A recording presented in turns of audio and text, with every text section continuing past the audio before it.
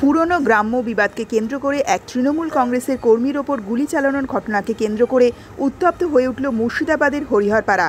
ঘটনাটি ঘটেছে মঙ্গলবার রাতে মালোপাড়া গ্রামে।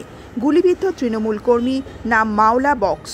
বর্তমানে মুর্শিদাবাদ মেডিকেল কলেজ হাসপাতালে তিনি চিকিৎসাধীন রয়েছেন।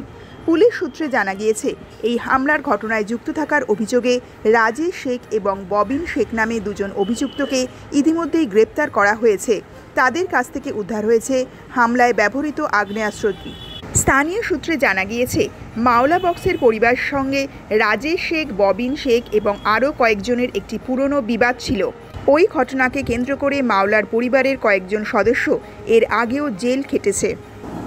সামনে বসেছিল, এবার বাড়ির পেছন দিয়ে গলি আছে, সামনে দিয়েও গলি আছে।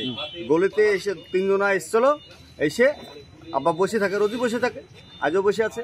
এবার সেই অবস্থায় গুলি ওরা মানে বের করে মেশিন বের করতে গেছে, আর আব্বা পালাতে গেছে, আর পালাতে গিয়ে গুলি করেছে।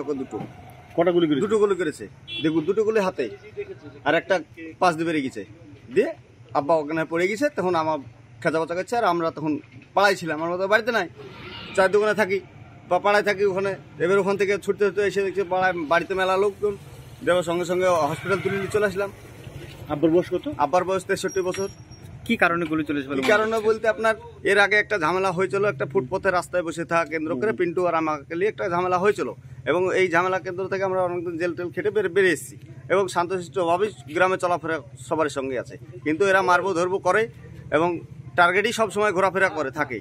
এবং আজ কি যে হট করে এরকম করবে আমরা ভাবতে পারিনি। কারা এমন করেছে? এরা করেছে আপনার ওই কংগ্রেস পার্টির, এখন কংগ্রেস করে, আমরা তৃণমূল করি এখন। আর ওরা হচ্ছে দুজনকে চিনতে পেরেছে, একজন মানে চিনতে পারেনি।